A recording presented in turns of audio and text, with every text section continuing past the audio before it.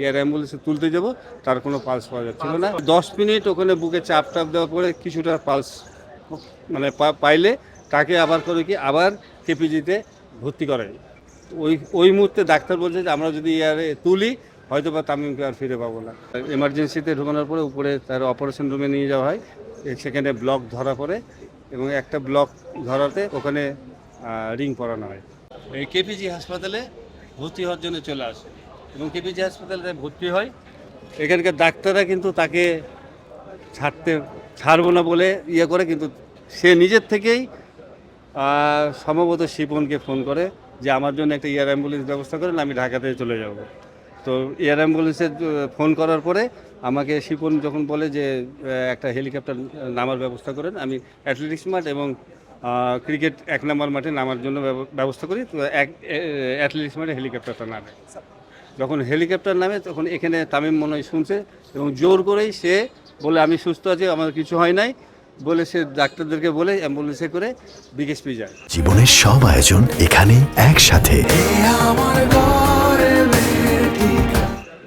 কিন্তু বিকেএসপি যাওয়ার পরে এখানকার ডাক্তাররা তাকে মানা করেছে, ডাক্তার সাথেও যায় যে এয়ার অ্যাম্বুলেন্সে তুলে দেবে, কিন্তু এই মুহূর্তে তার তখন আর পালস পাওয়া যায় না। যখন আমরা এয়ার অ্যাম্বুলেন্সে তুলতে যাব তার কোনো পালস পাওয়া যাচ্ছিল না।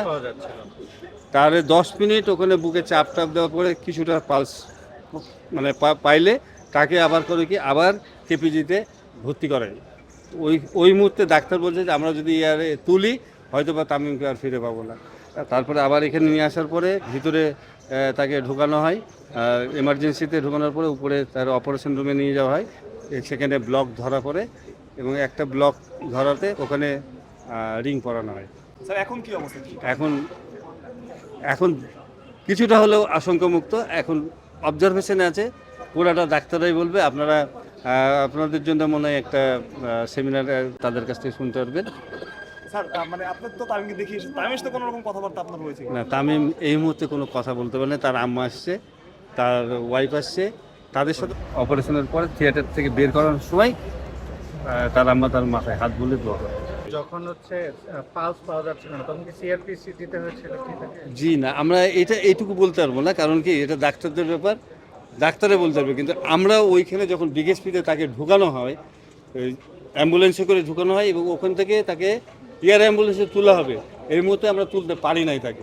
তার তখন পুরার সেন্সটাই নাই। আমরা তখন মানে কি বলবো যে আপনাদেরকে বলে বোঝাতে পারবো না যে ওই মুহূর্তে আমরা কি করব। সেই যে ডাক্তার, এখানকার ডাক্তার একজন আছেন সম্ভবত কর্নেল, লেফটেন্যান্ট কর্নেল বা কর্নেল ইমরান ভাই টাইপের নাম হবে, আমি জানি না। কিন্তু আমাদের ডাক্তার শামীম ছিলেন, তারা বললো যে এই মুহূর্তে যদি এয়ার অ্যাম্বুলেন্সে তোলা হয় তামিমকে আর খুঁজে পাওয়া যাবে। আপনার নামটা কি স্যার? আমি Montu Dutta, chief coach cricket BKSP. Thank you sir. ঠিক আছে। হ্যাঁ।